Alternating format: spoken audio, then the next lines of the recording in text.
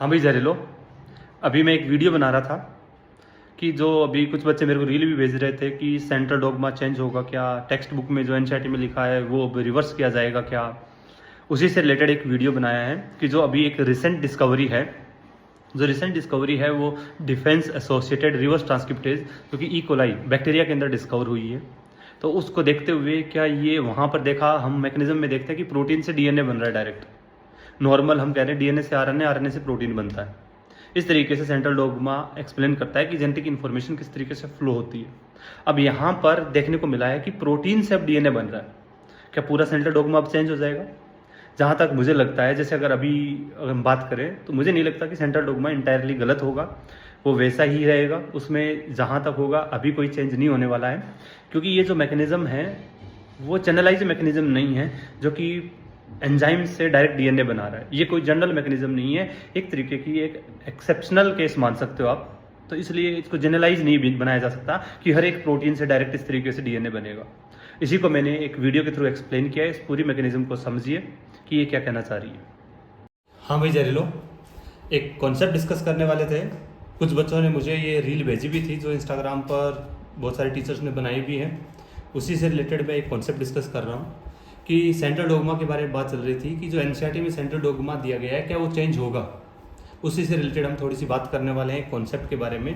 बाकी अभी नीट वगैरह पॉइंट ऑफ व्यू से ज़्यादा इंपॉर्टेंट ये नहीं है, बट हाँ चल रहा है तो हम थोड़ी सी बात कर लेते हैं बायोलॉजिकल सिस्टम में कैसे काम हो रहा है।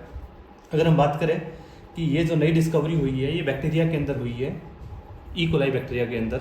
और स्टैनफोर्ड यूनिवर्सिटी के साइंटिस्ट लोगों ने कुछ इस चीज़ को ऑब्जर्व किया है। जो इसके सीनियर ऑथर जो है वो एलेक्स गॉव है, उन्होंने इसके बारे में एक्सप्लेन किया है थोड़ा सा। हम उसी के बारे में थोड़ी सी बात कर लेते हैं कि किस तरीके से। वैसे नॉर्मल सेंट्रल डोगमा आपको पता है, नॉर्मल सेंट्रल डोगमा के अंदर क्या होता है, जेनेटिक इन्फॉर्मेशन का फ्लो होता है वो डीएनए से आरएनए, आरएनए से प्रोटीन। और जो टेमिनिज्म जिस कॉन्सेप्ट को अपन बोलते हैं वहाँ पर एक आरएनए से वापस डीएनए भी बनता है रिट्रोवायरसेस के अंदर। नॉर्मल हम कह रहे थे कि डीएनए से आरएनए, आरएनए से प्रोटीन के पास इन्फॉर्मेशन जाती है, बट प्रोटीन से वापस आरएनए के पास या डीएनए के पास इन्फॉर्मेशन नहीं आती। अभी तक हम ये पढ़ते आ रहे थे। आज हमें बायोलॉजिकल सिस्टम के अंदर, बैक्टीरिया के अंदर एक मैकेनिज्म हमने डिस्कवर करी है, बोले तो जिसको अपन डीआरटीएस कहते हैं, defence associated reverse transcriptase. E coli के अंदर ये डिस्कवर हुआ है। एक न्यू डिस्कवरी है मॉलिक्यूलर बायोलॉजी की, या अगर हम बोले तो बायोकेमिस्ट्री की। इसके अंदर होता क्या है कि किस तरीके से प्रोटीन है जो कि डीएनए को बना रहा है। थोड़ा सा उस कॉन्सेप्ट को अगर हम बायोलॉजिकली या molecular biology point of view से समझें, कोशिश करता हूँ आप सभी को ये चीज़ समझ में आएगी कि डिफेंस एसोसिएटेड रिवर्स ट्रांसक्रिप्टेज का मीनिंग है कि बैक्टीरिया के अंदर एक डिफेंस मैकेनिज्म है जो कि रिवर्स ट्रांसक्रिप्टेज एंजाइम की मदद से होती है। एक प्रकार से ये बैक्टीरिया को डिफेंस प्रोवाइड करवाता है अगेंस्ट बैक्टीरियोफेज। कि बैक्टीरियोफेज के अगेंस्ट, या बोले तो बैक्टीरियोफेज क्या होते हैं, वायरसेस, इनके अगेंस्ट वो डिफेंस प्रोवाइड करवाने की एक मैकेनिज्म है। इसके अंदर होता क्या है, एक एंजाइम है DRT3, जैसे फुल फॉर्म हमने लिखी है डिफेंस एसोसिएटेड रिवर्स ट्रांसक्रिप्टेज 3। इसके अंदर क्या है कि DRT जो 3 एंजाइम है ये दो प्रकार के होते हैं। एक होता है DRT3A एंड DRT3B। और ये तो हो गए दो रिवर्स ट्रांसक्रिप्टेज एंजाइम, और इन्हीं के साथ एक NcRNA। NcRNA का मतलब है non coding RNA। Non coding RNA का मतलब है ये RNA प्रोटीन नहीं बनवाता। दो रिवर्स ट्रांसक्रिप्टेज और एक नॉन कोडिंग RNA मिलकर बैक्टीरिया के अंदर डिफेंस सिस्टम का काम कर रहे हैं। यहाँ पर जो DRT3 एंजाइम है, ये दो प्रकार के DRT3A एंड DRT3B। DRT3A जो है ना, इसका काम है कि ये नॉन कोडिंग RNA जो होता है, ये नॉन कोडिंग RNA जिसका सीक्वेंस है AC AC AC AC so on, इस तरीके से RNA का एक सीक्वेंस है। और ये है NcRNA, नॉन कोडिंग RNA, मतलब प्रोटीन नहीं बनाता।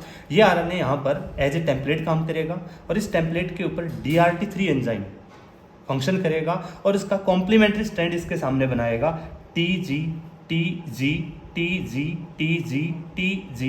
इस तरीके से इसका एक कॉम्प्लीमेंट्री DNA स्ट्रैंड बनाएगा। और ये जो डीएनए स्टैंड यहाँ बना है वो सिंगल स्टैंडर्ड डीएनए स्टैंड बना है, जो कि इस नॉन कोडिंग आरएनए का कॉम्प्लीमेंट्री होता है। मतलब यहाँ पे DRT3 एंजाइम है, वो जो है नॉन कोडिंग आरएनए का कॉम्प्लीमेंट्री सिंगल स्टैंड डीएनए बनाता है। मतलब ये यहाँ पर टेम्पलेट का काम कर रहा है, ये नॉन कोडिंग आरएनए टेम्पलेट का काम कर रहा है, उसको देखकर ये डीएनए बनाया गया है।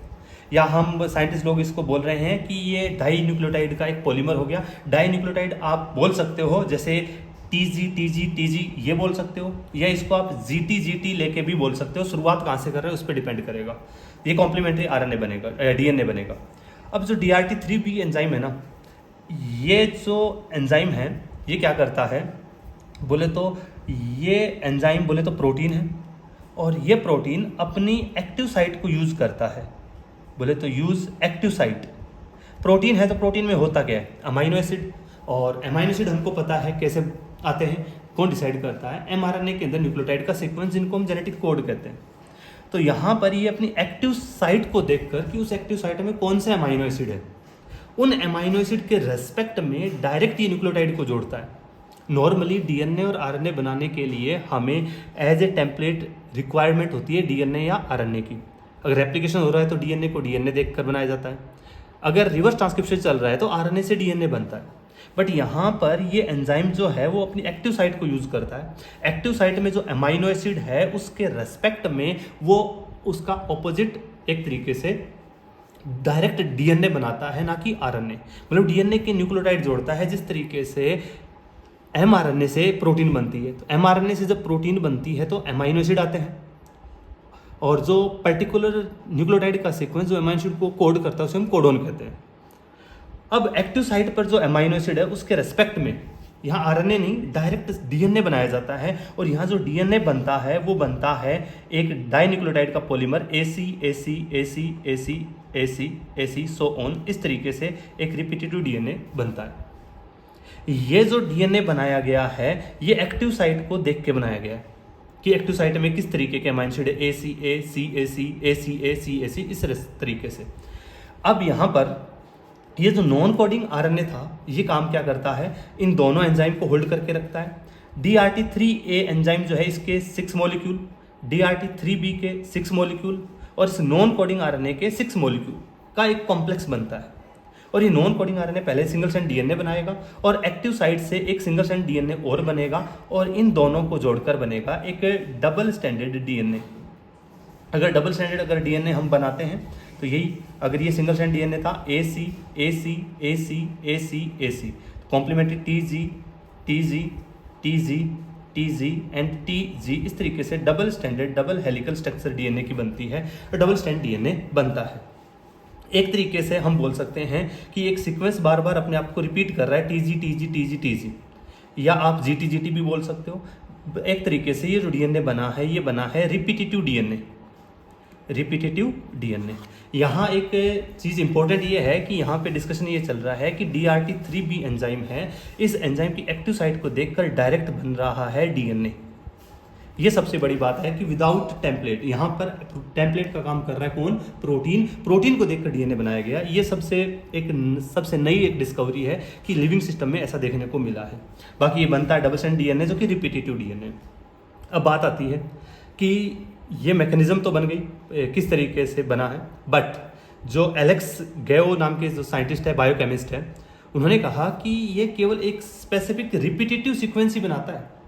जैसे TG एक रिपीटेटिव सीक्वेंस ही बन रहा है। यहाँ हर एक प्रोटीन को इस तरीके से डायरेक्ट कोडोन की फॉर्म में डीएनए नहीं बना सकते। ये पर्टिकुलर ये एक सीक्वेंस को ही, डिफाइंड सीक्वेंस को ही बनाया, एक रिपीटेटिव डीएनए बना। ये आगे जाके वापस किसी तरीके से आरएनए प्रोटीन नहीं बना रहा है। और ये कोई एक जनरल मैकेनिज्म नहीं है कि ये प्रोटीन को जेनेटिक कोड की फॉर्म में कन्वर्ट करे। मतलब जो प्रोटीन था उसको जेनेटिक कोड मतलब डीएनए की फॉर्म में या आरएनए की फॉर्म में कन्वर्ट करे, कोई एक जनरलाइज मैकेनिज्म नहीं है। ये केवल और केवल एक रिपीटेटिव डीएनए बना रहा है।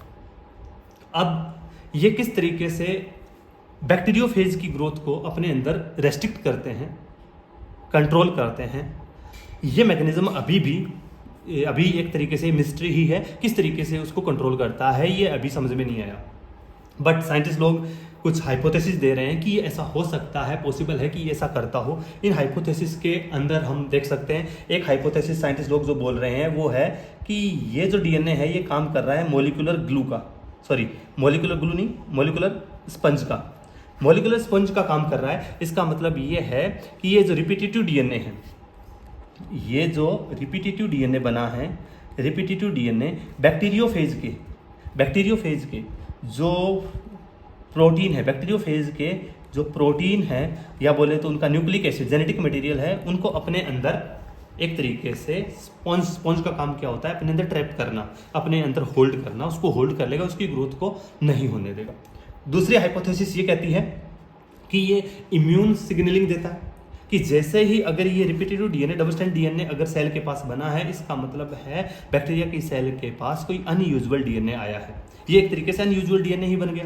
अनयूजुअल डीएनए से सिग्नल मिलेगा कि यहाँ पर किसी बैक्टीरियोफेज का इन्फेक्शन हुआ है, हमें उसको कंट्रोल करना है। इस तरीके की कुछ हाइपोथेसिस साइंटिस्ट लोग दे रहे हैं कि हो सकता है ऐसा कोई काम चल रहा हो, बट अभी ये वेल नोन नहीं है कि क्या काम किस तरीके से बैक्टीरियोफेज की ग्रोथ को रेस्ट्रिक्ट करता है। आई होप ये थोड़ा कॉम्प्लिकेट हो सकता है आप लोगों के लिए, बट मैंने कोशिश करी समझाने की, शायद आप लोगों को समझ में आया है। अगर आप लोगों को ये बात समझ में आई है तो कमेंट कर दीजिएगा कि यस सर हम समझ गए। ठीक है, all the best, thank you.